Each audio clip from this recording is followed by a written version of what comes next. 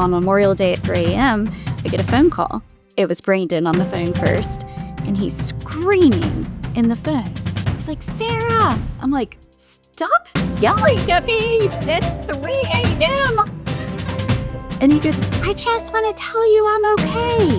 And then his first sergeant grabbed the phone, and he goes, Brandon's been blown up. My stomach just dropped, and I just fell to the floor. That was the phone call everybody dreads.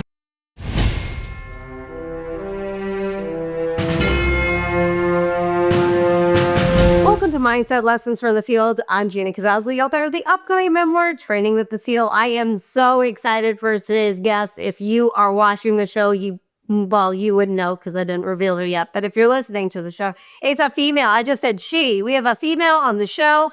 I'm so excited. First female. She is a business owner. She owns the Encore Center, which is a performance art studio and professional theater in North Carolina. She actually mentioned she had several locations, which I think is pretty incredible. She is also a business consultant. She is a mom of 5, married 20 years. That is an accomplishment within itself. Host of the podcast Rooted in Life and Business, which helps people define their passion and purpose in life and business. If that sounds familiar, it's because her husband was a guest on the show the week before.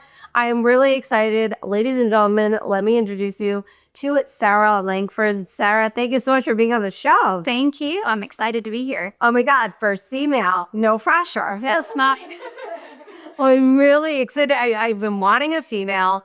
And well, we do talk a lot about business on the show. We really talk about the transition and what it takes to be a business owner, because many special forces on the show go into business and they're like, my God, it was more challenging than going through selection and all that stuff, because it really takes a strong individual to pursue a business path.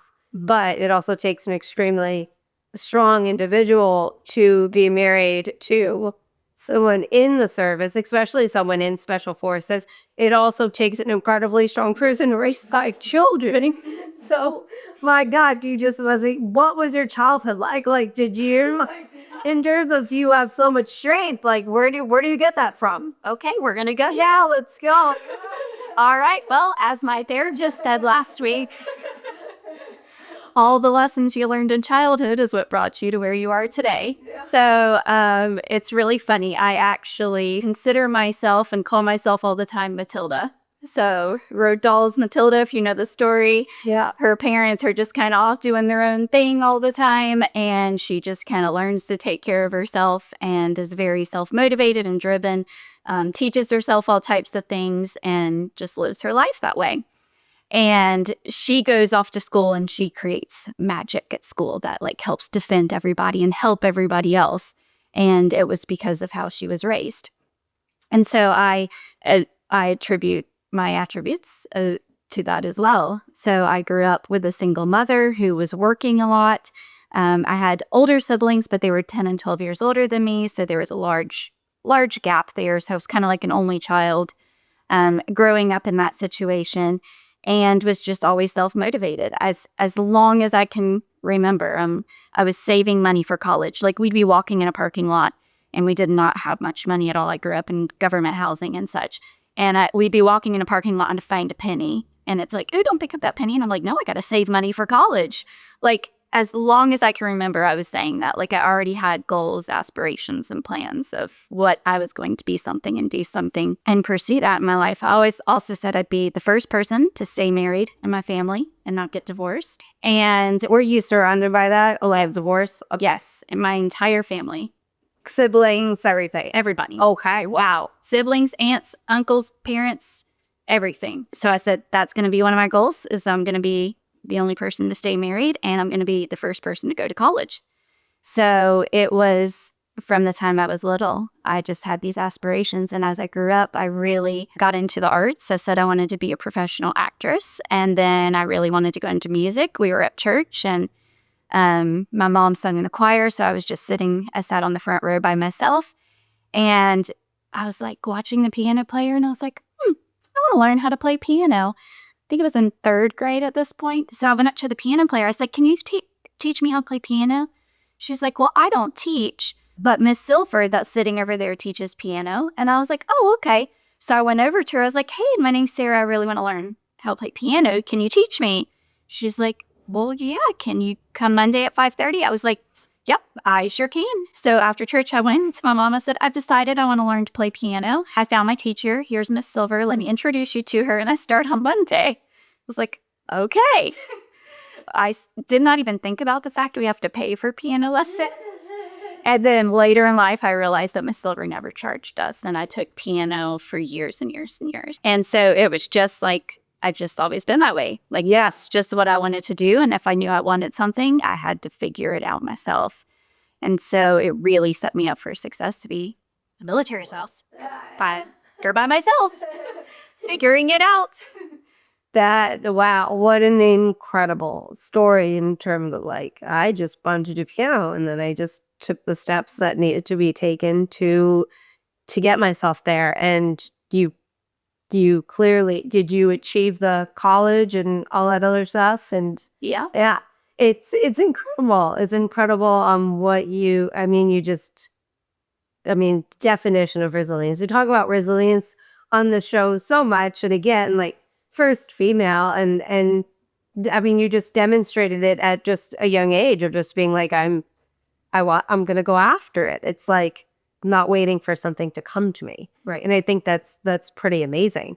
So let's talk about, as a military spouse, what I'm curious in terms of is, when did the business part come into it? In terms of, were you a mom while also doing the building up a business with your husband being gone, or was it later, or when did that happen? Sure. So Brandon and I have been together since I was 11 and he was 13. Incredible. Yeah.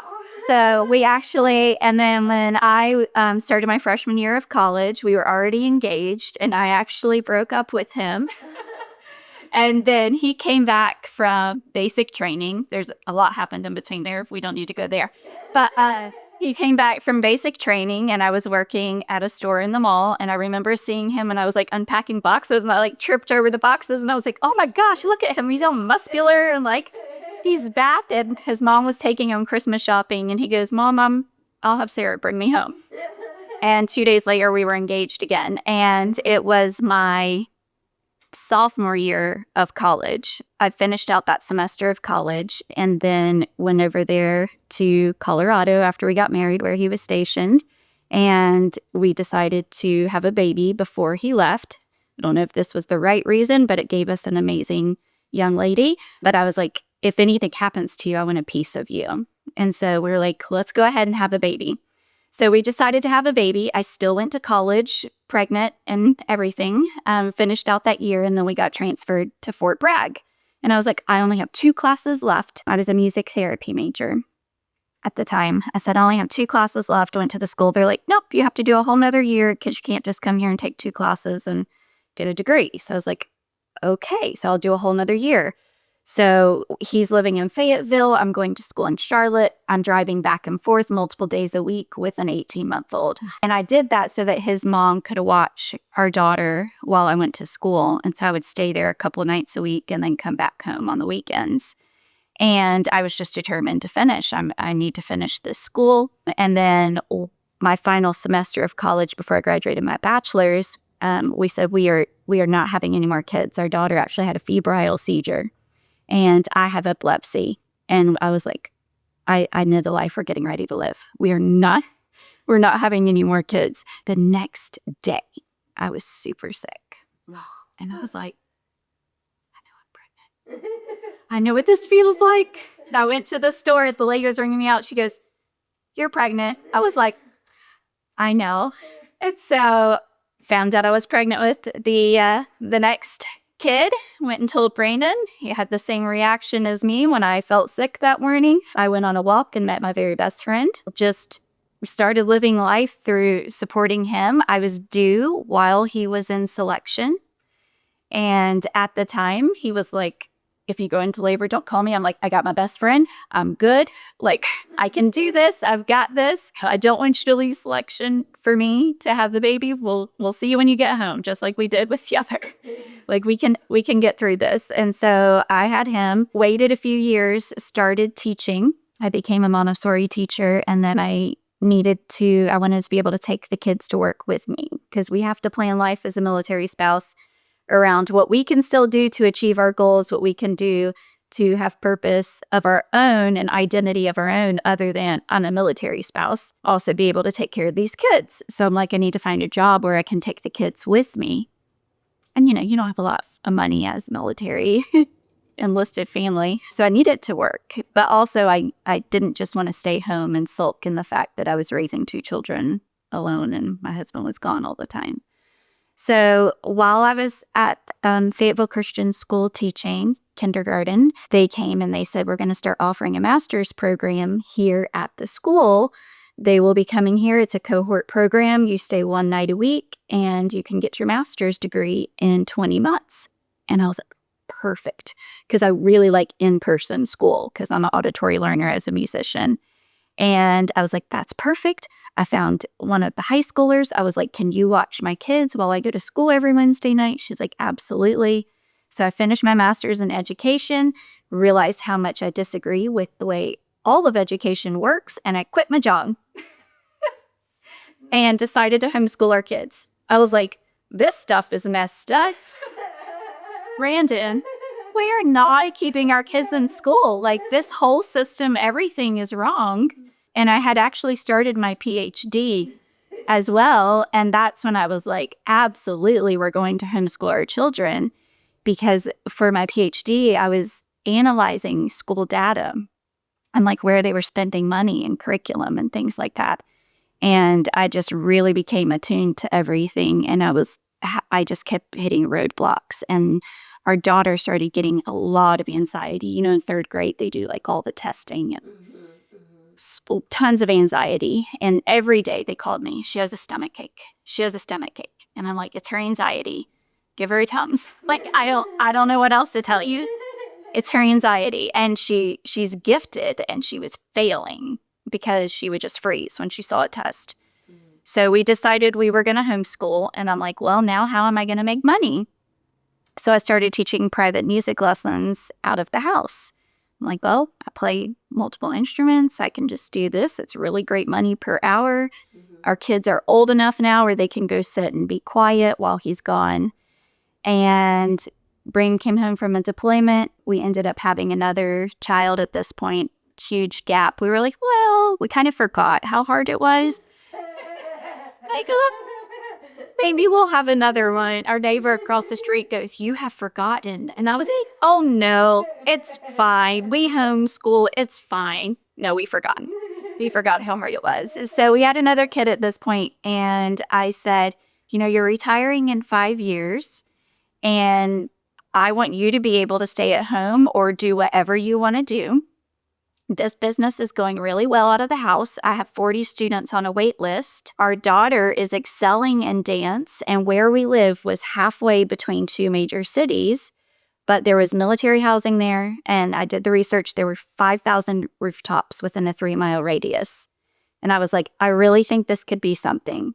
I said, the rent, all I need to do is teach 30 students to be able to cover the rent. I know that I cannot tell Brandon anything unless I'm ready for it to be put into action, because he will make things happen.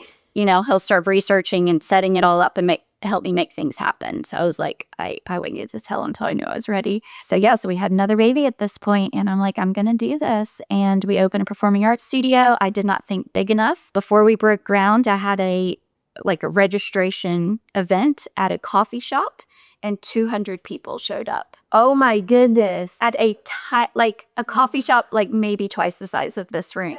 So there was a line out the door. People waited for hours. Wow. I had no systems, no anything. I literally had sheets of paper of these are the classes, and I can fit 12 kids, and handwriting a lot of nails, because I thought maybe 10 people, 20 people maybe would show up.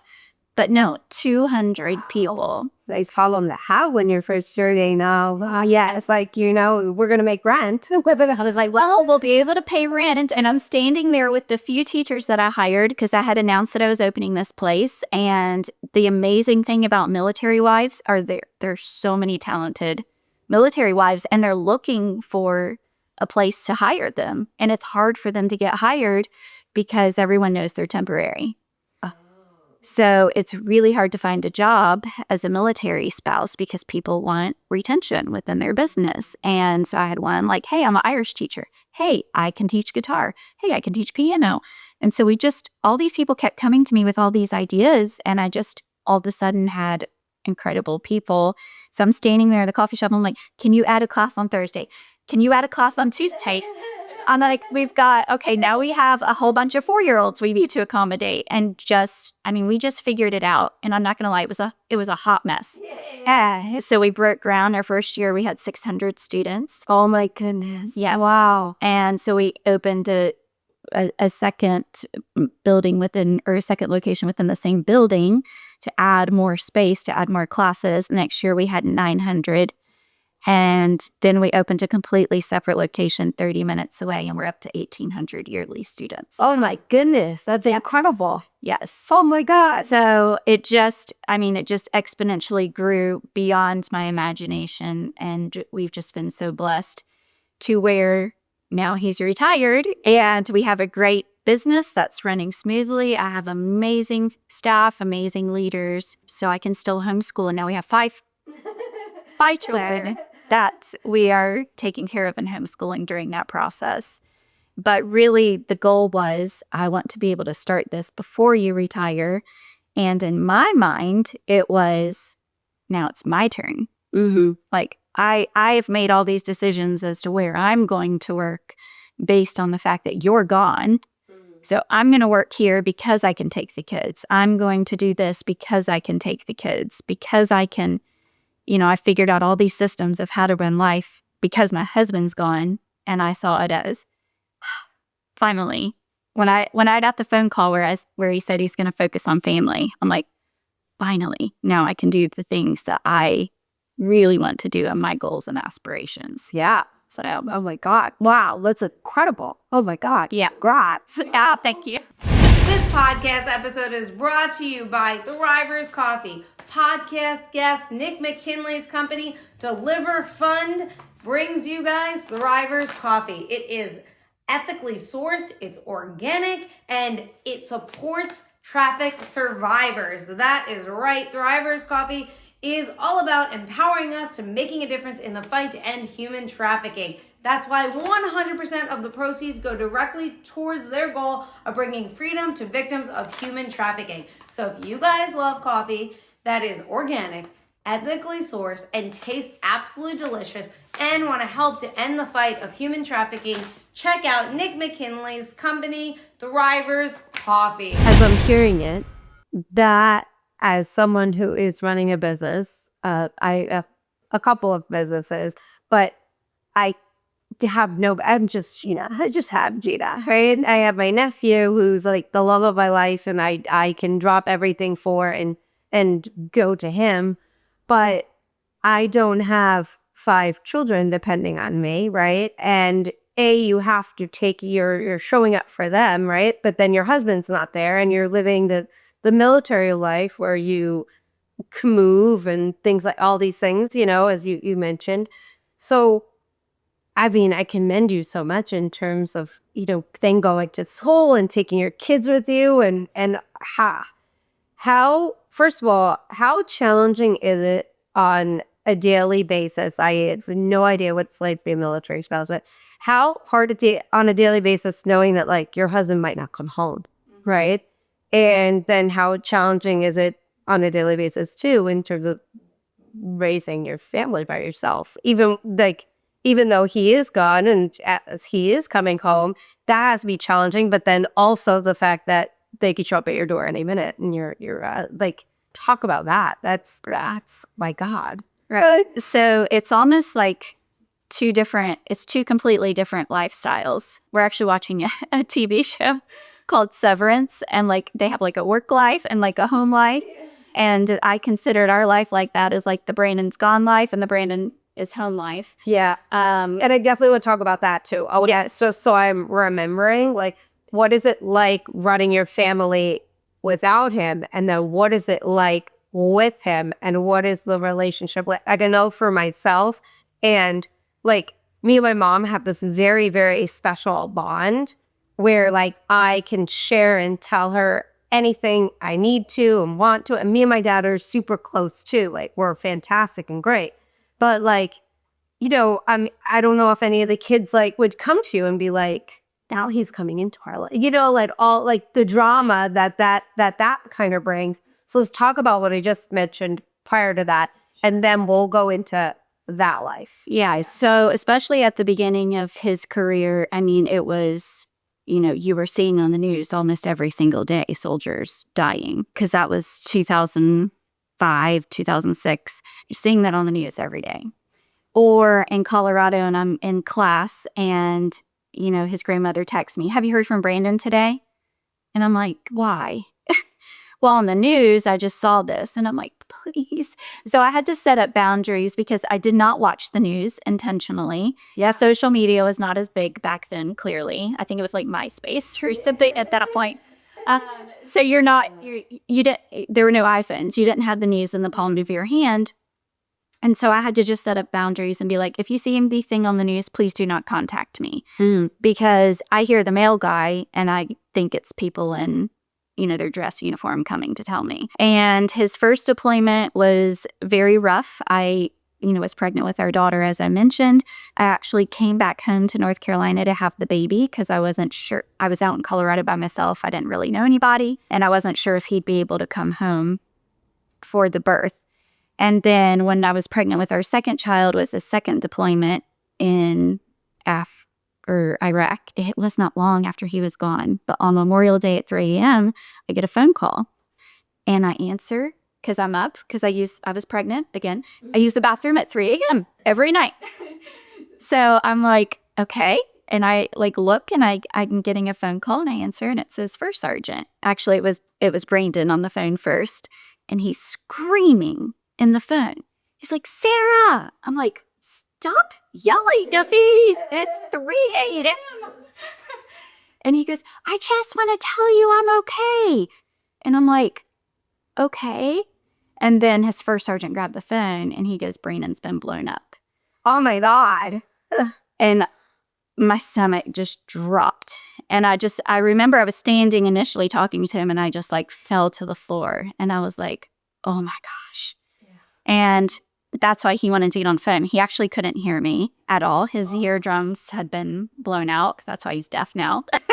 But that was the phone call everybody dreads. Yeah, you know, it was, and it was just a brief. It was quick. He's been blown up, but he's okay. We're sending him to Germany to get treated. And I'm like, I don't know. So it's 3 a.m. So I'm like, do I call his family now? I'm not going back to bed. Yeah. Right. Like there's no more sleep happening, even though I have an 18-month-old here. And so the next morning I called him, found out his dad is actually a pastor and goes to Africa every year on mission trips. Found out he was awake praying for Brandon at 3 a.m. Oh. His grandmother woke up and was praying for him at 3 a.m. Oh. He survived. And like, if you see the pictures of the Humvee, you would be surprised that he survived.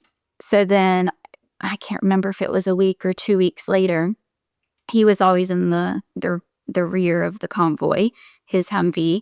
A week or 2 weeks later, where his Humvee would have been, I got a phone call that another Humvee hit an IED and everybody died while he was in Germany. Oh my gosh. So it's just like, then you like feel guilty because you're like, oh my gosh, but you're also so blessed and grateful. Yeah. But knowing that we were up praying for him, that's what gets you through. Yeah. The next 18 years, because you're like, well, he survived an explosion. And although all the other things are very scary and, you know, he would go on certain deployments and I wouldn't be able to talk to him for 3 weeks at a time. So, you're always still living with that, like, fear of, like, oh, my gosh, who's at my door? Are they at my door? Now, how do you cope? Like what, like you talk to a bunch of different people in terms of how you cope with stress and you cope with anxiety. Like for myself, I can be a hummer to help like calm me and my breathing down with that. What did you do on the daily, or if there was something that you did in terms of not live in that fear or allow that fear to consume you as you still had a family, you know? To be honest, I don't know that this is a healthy way, but we just stayed really busy. And yeah, We just stayed distracted. Yeah, just lived our life to not focus on it.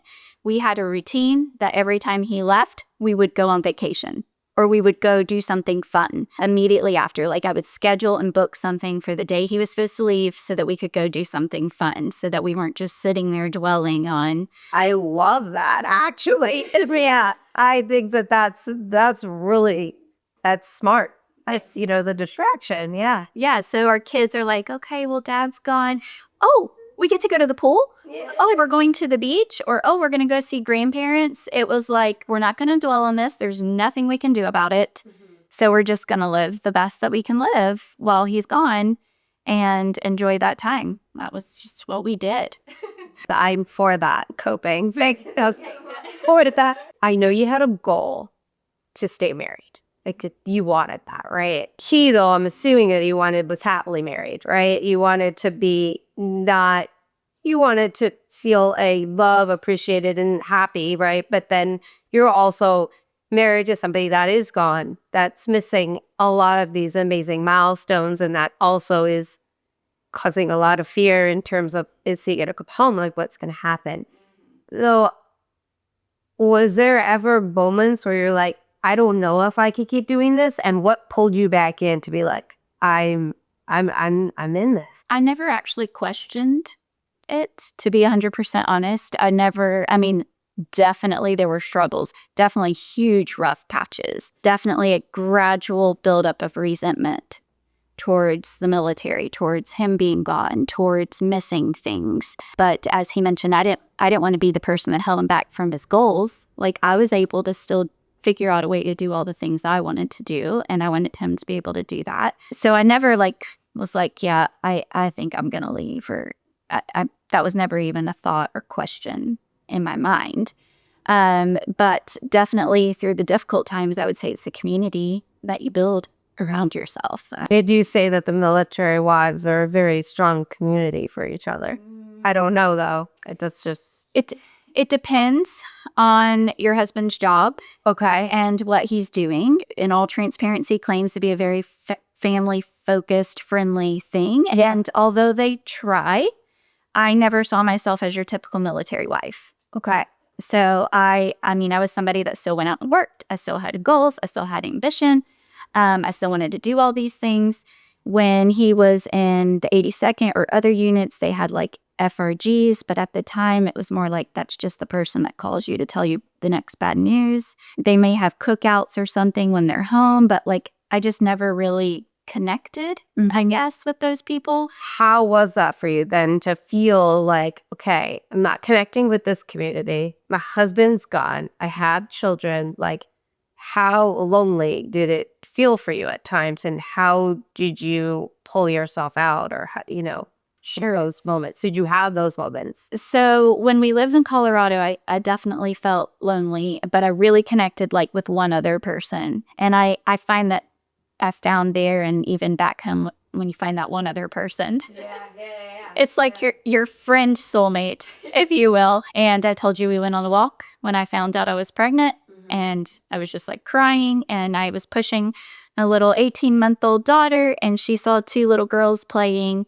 and pointed to want to go play with them. And the rest is history for my best friend. And so she lived in our neighborhood. We literally saw each other every single day. And I really think having another solid person to get you through it, since I didn't have I have family, but it wasn't like a great, strong support. Everybody kind of still did their own thing. And family doesn't understand, right? Mm-hmm. Unless they were a military family, they don't get it. So when I hear comments of like, oh, I understand because my husband worked a lot. And I'm like, yeah, but he still came home at night. Right. On the weekend, if your car was broken, he could still fix it. He could still cut your grass. He wasn't 9 months, you were 9 months pregnant out there pushing a lawnmower with no other option. Like that's not the same thing. So they just don't fully understand what the lifestyle is like, but having someone there and other people that care about you and support you is really like the only way I got through it. Once I started working at the school and there were other working spouses and things like that, that definitely helped build that community and support system. But really, as a military spouse, you have to go find that. They don't provide it. There's no actually, my friend just wrote a book. It's called Mission Ready Marriage. And it is incredible. I was like, why do you have this years ago? And it talks about that, how you'll build resentment towards them because they're always gone. Because when they get home, they're like, okay, now you need to go to this school. Okay, now you need to go to this TDY trip. Okay, now we have to prepare for the next deployment for 3 months. So you need to go to Texas to prepare, or Montana, or wherever. And yes, they're safe at that point, but they're still not home. Like, they're still not there to support you. How do you get over that resentment? Still working it out. Yeah. Yeah, to be 100% honest. And I can dive into the life with and life without now point, I guess. So essentially, the first part of his career, he talked about missing the first 8 years of our kids' lives. Right. Because we switch units. So he has to deploy with that unit. Then he switches to another team, and then he has to deploy with that team, and then he goes to a school. So he's only home for like a couple weeks at a time. So when he'd get home, I'm at work, and he's like, when are you coming home? I'm like, well, we have soccer practice, and then we have this, and we have that. And he's like, oh, I didn't know. And I'm like, I'm sorry. Like, we're still not home. And I think the expectation was, for him, I'm home for such a short period of time. Y'all should drop everything and spend this limited time with me. And I'm like, no. Like, I stay the disciplinarian. I stayed everything because I'm like, our kids need consistency so that when you're gone, it's always, every time you'd leave, it's a 3-week adjustment. Every time he came home, it was a 3-week adjustment. The problem is a lot of times he was only home for 3 to 6 weeks. I found the best way to handle it was we keep our schedule, we keep our routine, we keep the consistency of me being the disciplinarian and the mom, and you can just come and be the fun dad. And I'll stay the bad guy so that when you leave, they don't think their disciplinarian is gone. And so it was just figuring out really a system that works. The problem is when they either are towards the end of their career or retire, that system doesn't work anymore. Right. Yeah. Because now he needs to be the dad. But I'm used to being the mom and the dad and handling everything. So it's like, oh yeah, you are here and part of our lives. Oh yeah, I do have to communicate what I'm doing, when I'm doing it, where we're going, and, loop you in, if you will. But initially it was kind of like, oh, just somebody else I've got to think about when I'm not used to it. And then the switching on and off of dad's home, dad's not home. That has to be hard for both of you. I mean, it's like, for one, it's like, I'm part of this family. In dad's eyes, it's like, I'm part of this family, but I also don't feel like I'm part of this family because their life is still going and I missed it, right? And I have to catch up and I feel lost, right? And then it's like, I want this and I want you here, but at the same time, we have to keep that. And how is the kids in all of this? And how is that for you? Because I'm assuming everything is falling on you. Everything is falling on you. Not to mention you're running a business, right? And all that falls on you. You're the owner of it, right? And so how does it work for you? And then what do you do for yourself to maintain? I mean, you seem like you have it together. You seem like you have this great positive energy of smile on, but what do you do for yourself to have this this front?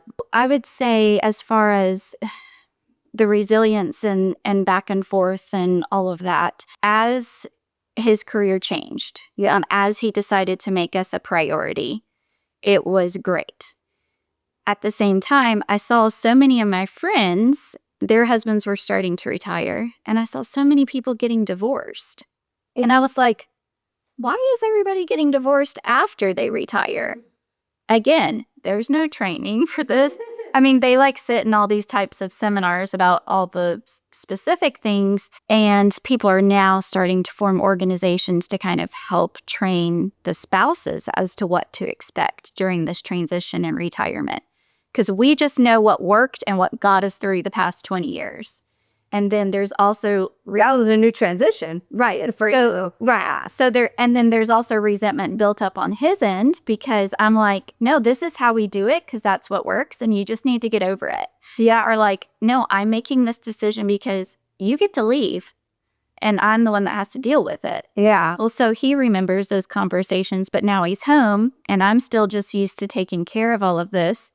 But I also have this expectation of, well, now my husband's finally home and I get to do the things I want to do. I get to achieve the goals I want to achieve. I found a lot of the reward in the business that I was creating because it was successful, because I was getting, oh, thank you for creating this. This is exactly what my child needed. This was exactly this.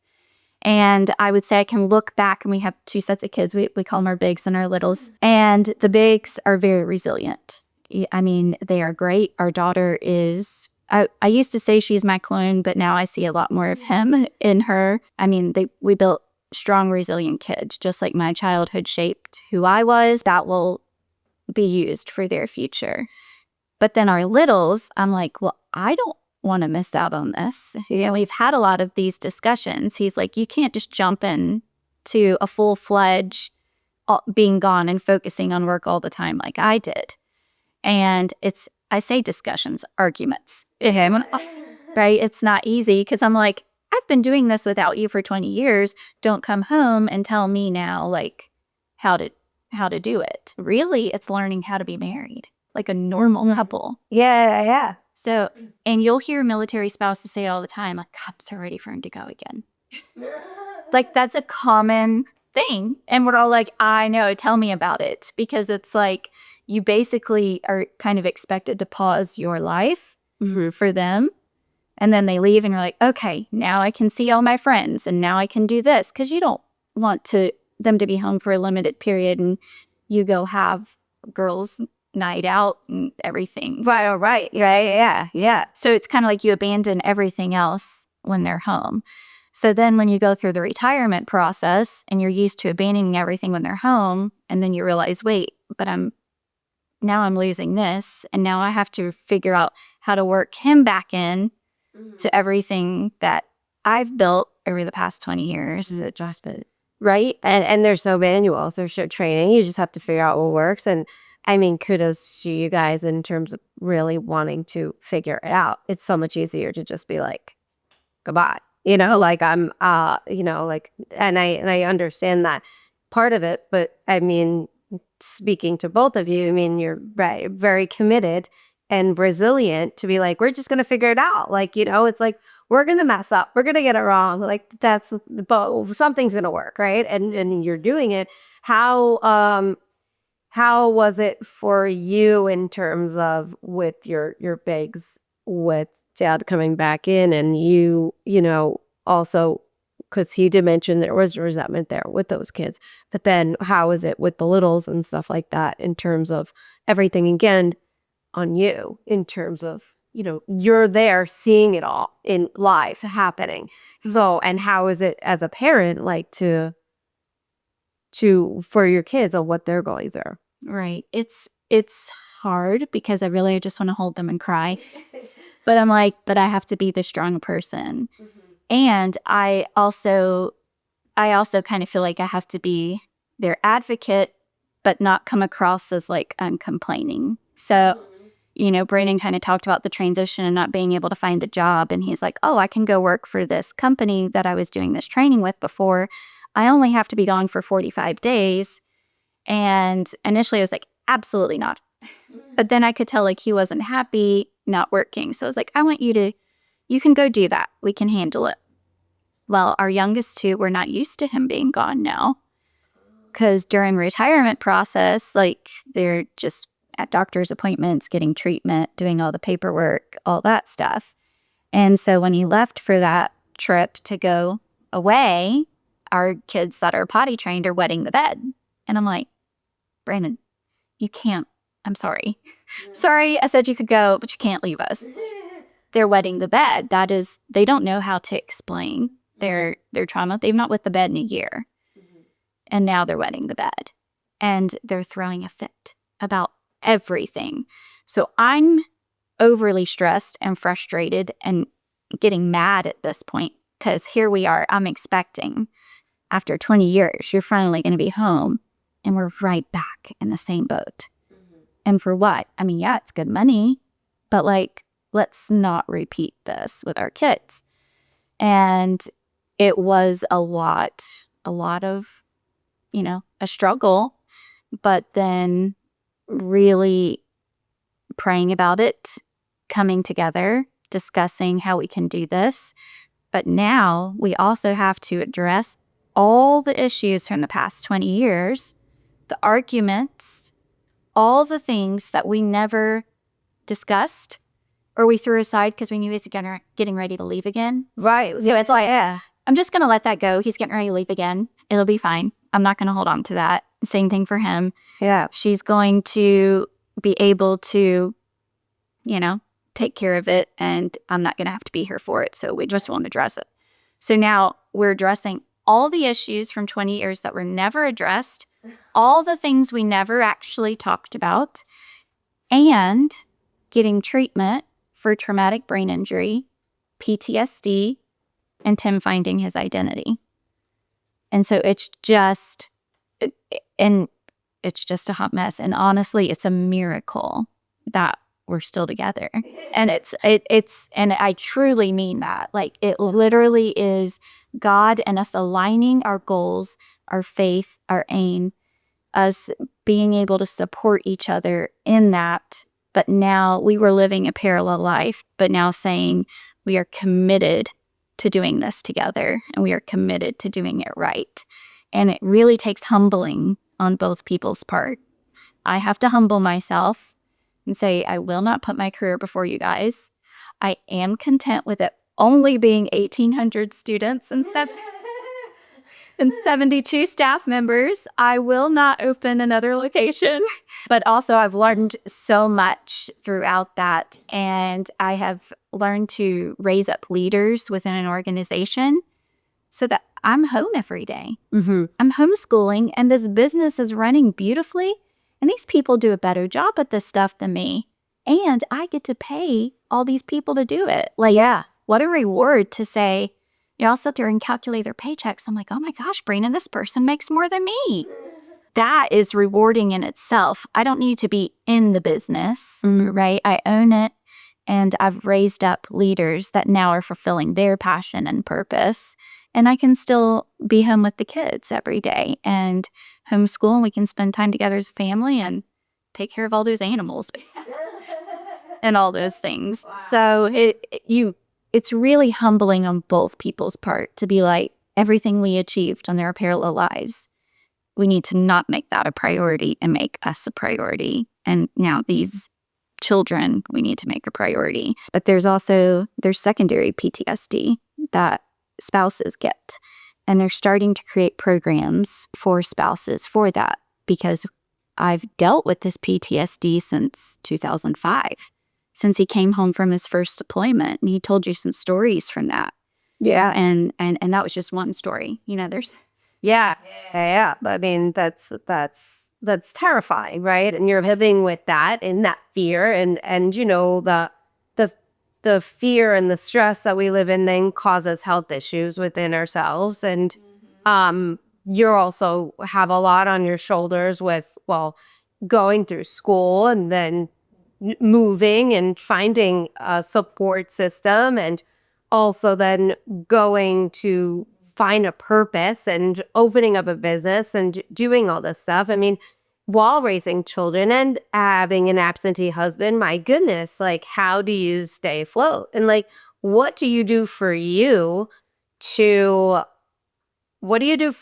in order to stay grounded and centered. And I also want to ask you, just from the Gina female perspective, okay, is that took me a while to not be this way, but very emotional and very like hold on to that resentment, and how do you work together to not be in the resentment and hear and listen to each other and not punish each other for that resentment? Be honest, for myself, I abandoned that for a really long time. And that's why I'm now in therapy. Because I was just like, I got to get this done. I got to focus on these goals. This is what I have to do. And I told myself I have to do this. And I did abandon that for a really long time. And the way that I go until my body shuts me down. Mm-hmm. And it would.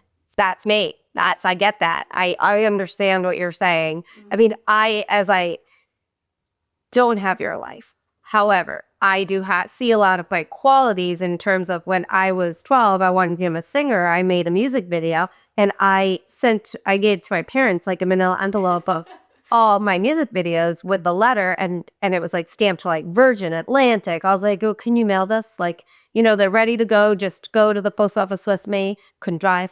And, I was like, I wanted to do that. I wanted to become a first person to play Major League Baseball as a female. I wrote to the president and I was like in baseball. I put myself in baseball and I did all this stuff. So like I see all of that. And that's why I wanted to ask the whole, what do you do in terms of getting past that resentment and that, not punishing each other? Because that's all I could see me doing if I was in your position. But the thing is, it's like, I also signed up for this, right? I can't be so upset. Like, this is what I signed up for. But at the same time, do you realize what you're signing up for when you sign up for it, right? So how do you, and what do you do? What's the therapy telling you that's working for you? Because they could say a bunch of things, but what is actually working for you in order to move past the resentment, to stay, as you just mentioned, this is the hardest, you're going through the hardest part of your life. Right. How are you getting through it? Right. So it's funny because you mentioned you don't really know what you're getting into. Right. And then in my friend's book, she said that wives should have to go when they enlist and also give an oath and say, and it mapped out of like, these are all the things you're going to deal with. Are you sure you want to commit to this?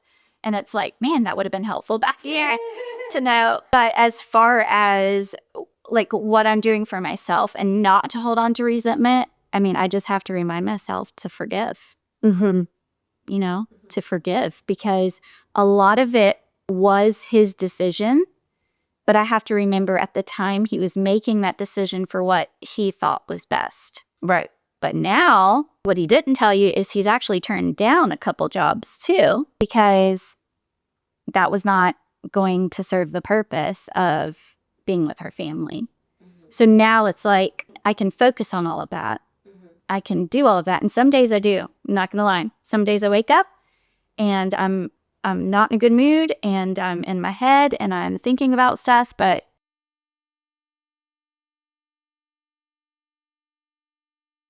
I have to retrain, if you will, the neural pathways. Yeah. Brain and I read a lot of the same books together, discuss it, and we keep each other accountable on that.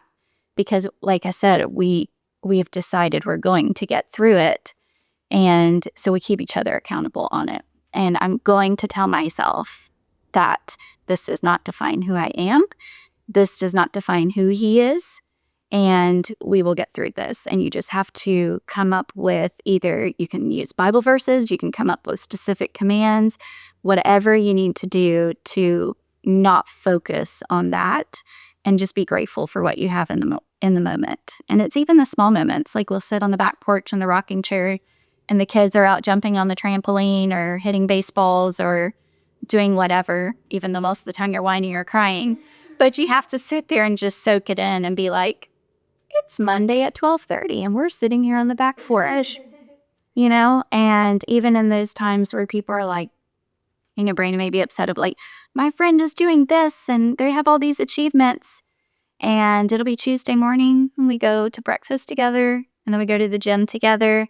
And you have to stop and be like, man, how grateful that on a Tuesday morning, we can do this.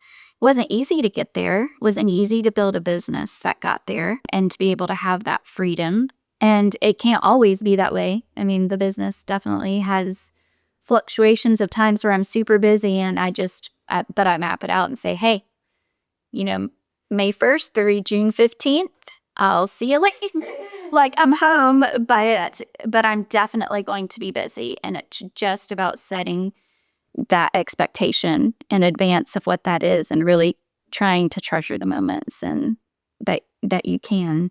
And we recently went on a trip with two of our friends, Homesteaders of America conference. Who would have ever thought we'd do that kind of thing? My friend's husband said, man, I wish I could just stay at home nowhere farm. And Brandon's here thinking, man, I really wish I could find a 60-year job. And everybody thinks the grass is greener on the other side, but the cliche, it's greener where you water it. Right. So, yeah. The Andrew Brown show that mentioned that one. Yeah. The grass is green where you water it, right? Yeah. So how do you help your children get over the resentment? How do you, I'm sure it also wasn't easy going back in the picture, right? You mentioned it earlier in the show, but how were their emotions and how do you as a mother help them with those emotions? We're just very transparent and open with our kids, Mm-hmm. especially when he's going through treatments or PTSD training or whatever. I initially used to try and be like the person in between, and I still catch myself doing it. No, you calm down. I got this. Or, telling the kids he's not having a good day. We need to just let him be and I'll take the kids out. You can have your moment. But now that both of us are more self-aware of that, he's able to say, I'm going to need some space today or, whatever it may be. But as far as the two older kids, they both are in therapy. Mm-hmm. They have stuff they need to talk about. And they are welcome to come home and talk to us about it if they want to, but they don't have to. But we are 100% transparent with our kids. We say, I'll tell them, I understand your resentment. I have it too. I'm mad too. And Brandon will say, I understand why you feel this way. I know I was not around for the first 8 years of your life. I know I missed the window to build a bond with you, but I'm trying.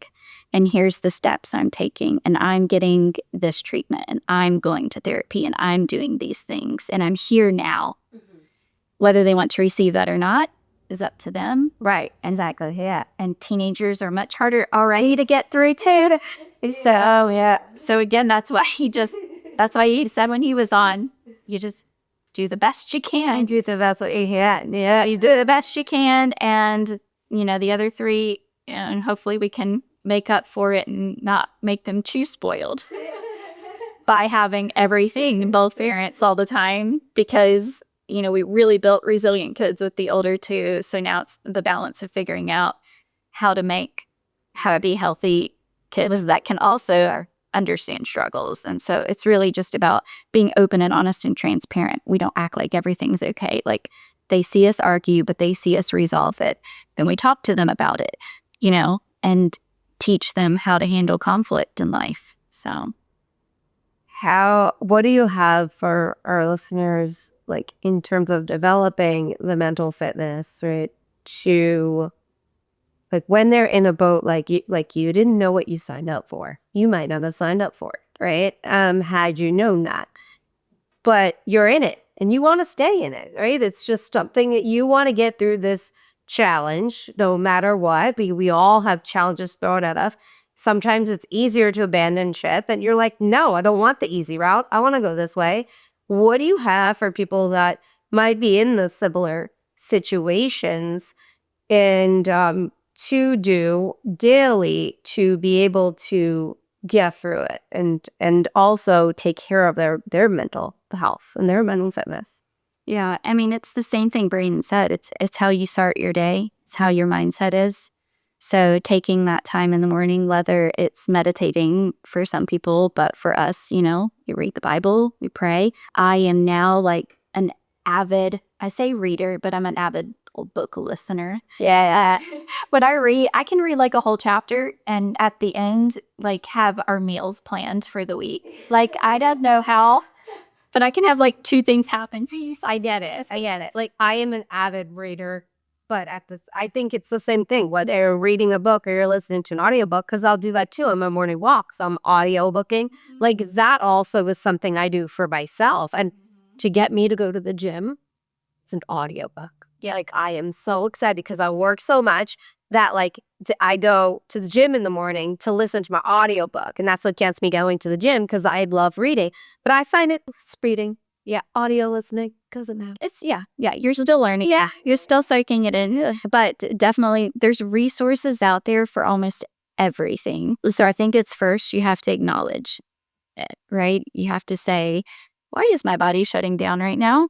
What is going on? Because I think in the way that we are, we just all abandon those true thought processes and self-awareness, right? We just get on our phones and we scroll social media, or we move on to the next project. I mean, they say our attention span is decreasing. Like, Oh, yeah, we disconnect. right? We don't want to deal with it. We disconnect. Right. So you have to be aware, first of all, like, why am I feeling this way? Why is this happening? And then I'm probably too hypervigilant, but I'm like, okay, this is a problem right now. Here's 6 books I'm going to listen to and write about it.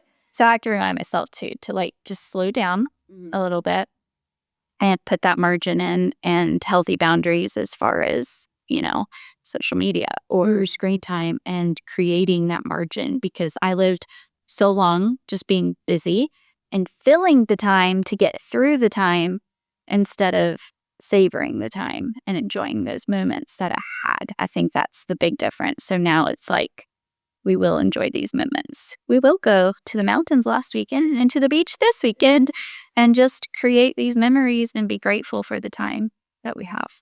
Oh my God, thank you so much for being here and talking with me. Man, that was incredible. I think you're an incredible human being. And you do really have some resilience. And I'm inspired by the fact that you've done so much and you've seemed so accomplished, and a business and a mother and a wife. And wow. Yeah, thank you so much for being here. Appreciate it. I appreciate it. Thank you. Everyone that's listening, please like, share, comment, subscribe, become a Substack member. It's completely free, and it's to help you build your resilience and your mental fitness to get through challenges that life is going to throw at you. I will see you guys all next time.